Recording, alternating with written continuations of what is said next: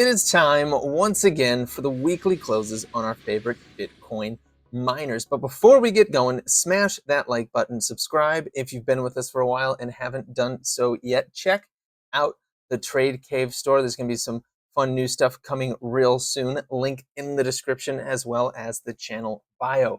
Let's get going with CleanSpark. Now, this one's going to be a little bit faster than last week. Last week, I went into more depth. This week, I'm going to kind of just give some quick overview of what I'm seeing this week. So I've got a lot more lines than usual on here, and you've seen them in previous videos here. So I've got now, in addition to the ATRs, which is the red, the yellow, and this aqua color down here, I've also got the pink 200-day simple moving average, and then I've got the blue line there. That is the 21 EMA, and the green line is the 5 EMA. Okay, so that is covered. Now, what are we seeing on CleanSpark? On the weekly, I don't love it. I don't love it on the weekly. So on the weekly, this does look a little bit like a bear flag, much like this looked like a bear flag, okay? It's not as pretty or as ideal as the ones that was coming in August 5th, but it is still there, and it is something to be weary of at this time.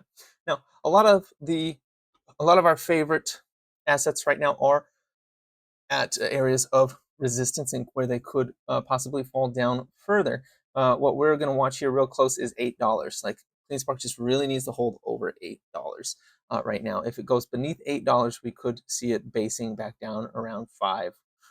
So that would suck. That would be pretty rough. But I do think that we have probably come to a bottom. So let me go ahead and turn everything off for 1 second and show you why I think we may have come close to a bottom here.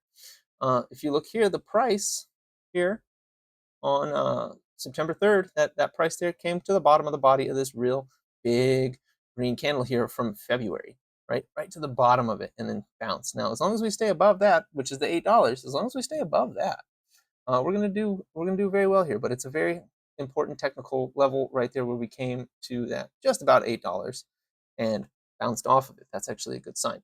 And the fact that we are currently trading above, well, not above, but near the top almost of this red candle on September 3rd, the big one.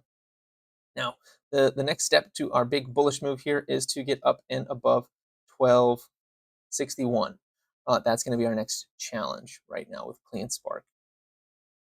So that's what I'm seeing this week. This does look a bit like a bear flag, but we are working our way back up to the 200-week moving average and the 21-week moving average. And we are hopefully now on our way up to the mid ATR band, which is up at 1422. Hopefully we see that thing here in the next couple of weeks. But as soon as we conquer that 200-day moving average and that 21 EMA up at 1230 and 1279 respectively, that's when CleanSpark is going to be absolutely flying out of this thing. Let's see here. Yeah, that's about it. The MACD is curling over. You can see my momentum indicators here. The fast ones are at the bottom ready to curl back up, but the slow one, that one's still angling down. This could be a 50 retracement, though. It could come down to the 50 where it currently is with that orange and start curling back up as these faster momentum indicators, so these faster oscillators start moving up and cross it back to the upside. You could see it start curling back up again, kind of like it did back here in November to December. Okay, let's move on to Bitdigital. All right, first, CleanSpark was up 12.68% last week. That's not bad. That's not too bad. All right, on to Bitdigital. Bitdigital was actually up 14.8% this week. That's pretty great. And actually, the weekly here is not looking bad. It's not looking bad at all. We came down, we based, we made a slightly higher low. Now what we want to see is a higher high. So we have we have higher highs, lower highs. We have lower highs and higher lows coming in since July. So every week we've been watching this thing. It's kind of coiling in, and we are breaking out of that. So what we're breaking out of is this. Oh, already had it there. This yellow line right here. We're breaking out of that. This thing is, there's too many of these. Let me get rid of some of these. $3 over $3. That's great. Let me get rid of this one. Okay, there we go. So we have that trend line to the downside here, right? We're getting over that right now, and we closed above it this week. That's great. That's really good, actually. We're making a higher high. Now, this is looking like it could be forming something of a pennant as we come in. And that could potentially break to the upside as long as we get above 384, which is coincidentally right where we came up to this week and rejected. So let me turn off the drawings again because that's just overwhelming. We are above the mid ATR band. We're getting a green arrow here, which indicates that the 13 is crossing over the the 5 is crossing over the 13. or is it the 9? Can't remember. I'd have to look at it again. It's a good thing. Doesn't always call much, but in confluence with other things, it's not bad. So we are seeing it above the mid ATR band. We are seeing the 21 week start to curl up. The 5 week is already curled up. We just really need to conquer this neckline here for a double bottom, and we can see ourselves coming back up to the top ATR band, up close to 466. I don't really see a lot of bearishness right now at all. The MACD is about to cross. Actually, the MACD did cross, did it? Oh, no. Yeah, it did. It crossed a little bit. If we zoom way in, the MACD did cross up on the weekly. That's a good sign. The momentum indicator down that I've got down here is also pointing upwards, whereas on CleanSpark it was pointing downwards, and we formed something of a double bottom with the faster oscillators here, and those are also pointing up now, which is also quite good. Those are all good signs here that Bitdigital is looking to potentially rise. Okay, let's move on to Bitfarms. Bitfarms was up 12.5% today. Nice theme this week, double digits up, not too shabby. So we're going to take a look here. Let's see. Bitfarms, this slow oscillator, momentum oscillator, this orange line here has been kind of meandering, slower and lower. Don't love that. The fast ones are starting to curl up though, except for that purple one that's still pointing down. On the MACD, it is curling up, so that is a good sign there. On the weekly though, the candle was up 12.5%. We are hitting the 21 EMA and getting a bit of a rejection there, so that's not a good sign. That's a little more bearish. And that does have this three candle formation right here, kind of looking something like a bear flag a little bit. Now, there's a lot of drawings here that just populated, so let me cut some of those out here. All right, that's not bad. Let me cut this one. Okay, not bad. All right, so we got slightly out of this descending channel here, right? But we could easily fall back into that. Like, we're on the trend line here. We're on this trend line. We haven't broken it yet, so we are just peaking above it. We're not breaking it at this time. So we do need to break it. We need to see next week be higher than 225 and hold higher than 225.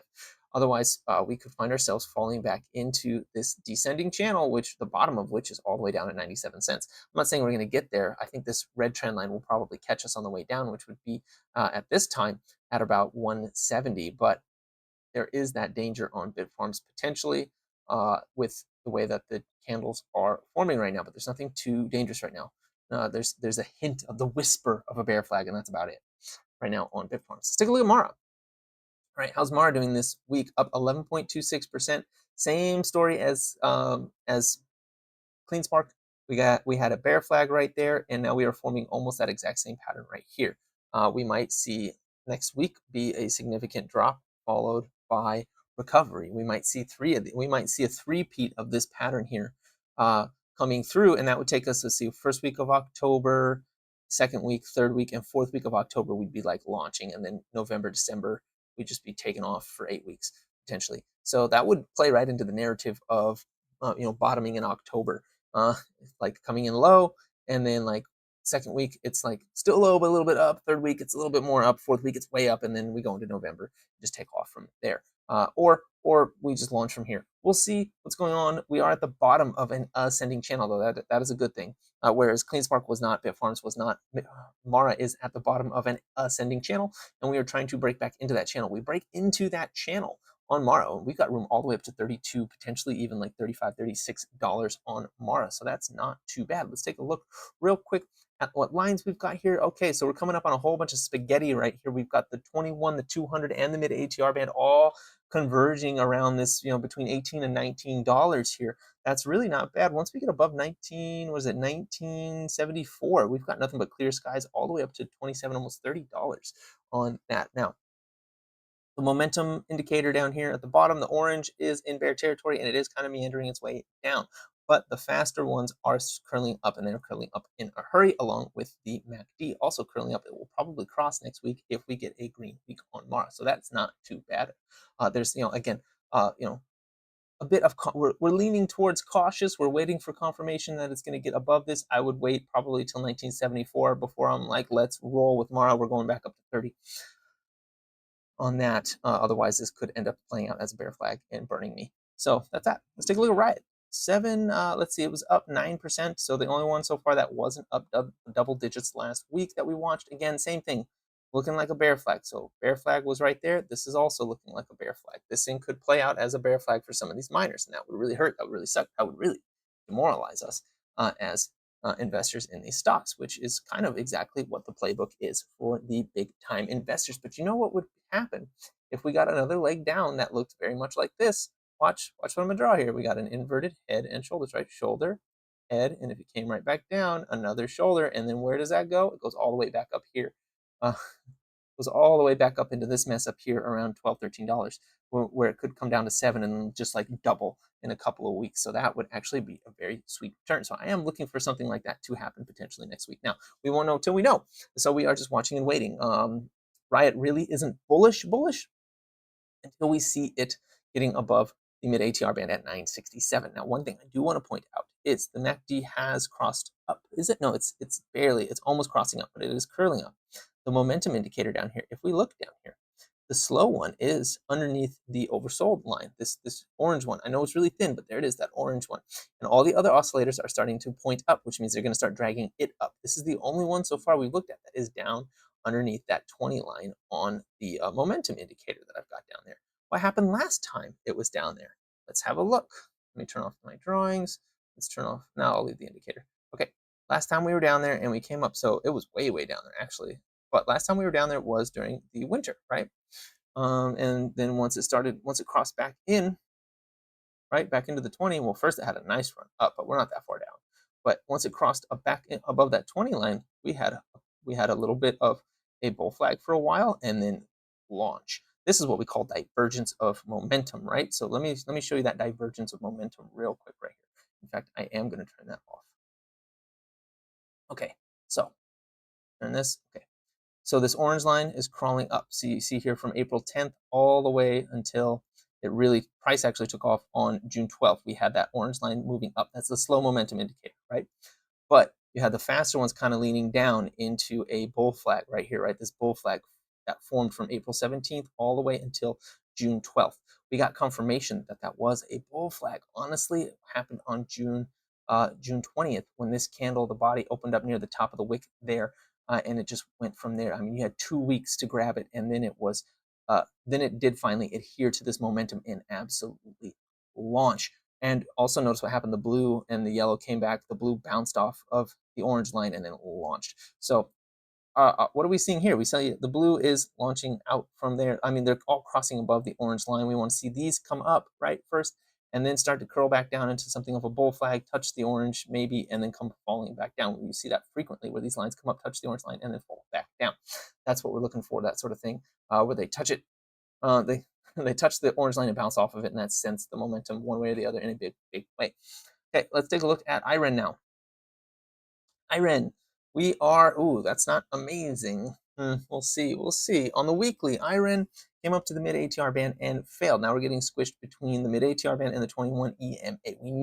We need to get above 942 for this thing to get bullish on for us right now. I know we're enjoying a lot of up moves on Iren right now. We are above this the neckline for the double bottom. We are above this downward trend line that I've got there as well. But that mid ATR band is going to be a big thing to contend with. We do need to get above it. And one issue that we have with getting above it is that this orange line here is pointing down. That's the momentum line. Now, all the short-term oscillators, right, those are starting to, momentum oscillators, they are starting to curl up.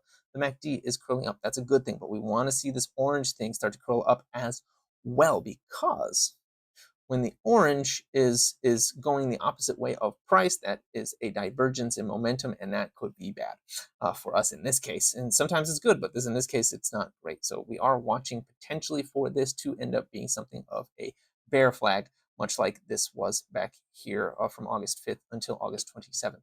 So once we get above the mid ATR band, I would feel a little more like taking an easier breath, and I would be looking for us to move up to 13, maybe even $14 for Iren, and that would be what I'm seeing here. And then on the way down, I could see us easily coming back down to like 630, 650, and then launching again from there, and maybe even doing what I was saying for Riot, where we came down, right, did a little head and shoulders, and then took back off up after that.